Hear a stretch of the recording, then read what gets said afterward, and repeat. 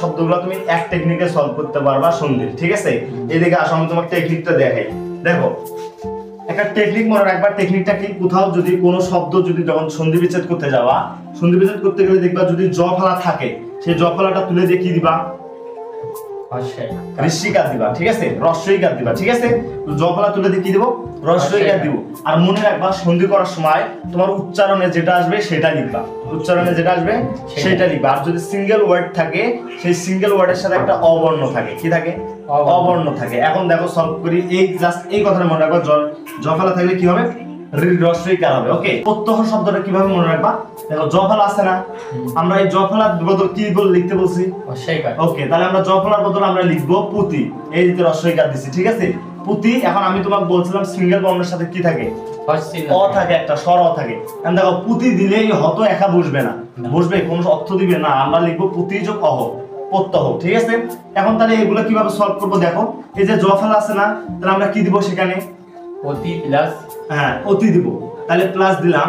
এখন দেখো ধিক বলে কোনো শব্দ হয় না, ধিক বলে কোনো শব্দ হয় না, একটা স্বরবর্ণ আছে এখানে, আমরা লিখবো এখানে অধিক, মানে উচ্চারণে যেটা আসবে, উচ্চারণে যেটা আসবে সেটা লিখবো। দেখো অত্যধিক, অধিক, এই শব্দটা উচ্চারণ করার সময় অধিক আসতেছে না, এজন্য অধিক লিখছি, ঠিক আছে? তারপর দেখো প্রত্যাশা, কি কি আসতেছে? প্রত্যা আর একটা আশা আসতেছে, তাই তো? আমরা এটা লিখবো, এই যে জ ফলা আছে এজন্য আমরা কি দিব? পুতি দিব, ঠিক আছে? এবং আশা শব্দটা আসছে না উচ্চারণে, তাহলে হবে আশা, ঠিক আছে?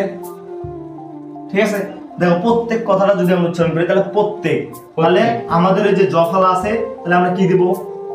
পুতি দিব। এবং হচ্ছে উচ্চারণে আসতেছে এক, তাহলে এক, ঠিক আছে? তাহলে নদ্যম্য শব্দটা কি হবে এখন তুমি বলো? নদী, হ্যাঁ নদী প্লাস প্লাস অম্বু, অম্বু। বুঝতে পারছো? এখন হচ্ছে এইটা তুমি ভুল করছো, ঠিক আছে? দেখো এইটা কিভাবে মনে রাখবা? তুমি মনে রাখবা কোথাও যদি এইটা থাকে, ঠিক আছে, অনিশ্চ থাকে, এইটা আমরা তুলে দিয়ে কি দিব? ম দেব, ঠিক আছে? কি দেব? ম দেব, ম দেব, ঠিক আছে? তাহলে এখন দেখো এই যে কি আছে? অনুচ্চারণ, তাহলে আমরা এটা তুলে দিয়ে কি দেব? সম প্লাস জম। এখন আসলে এইদিকে যা উচ্চারণে যা আসতেছে তাই, বুঝতে পারছো?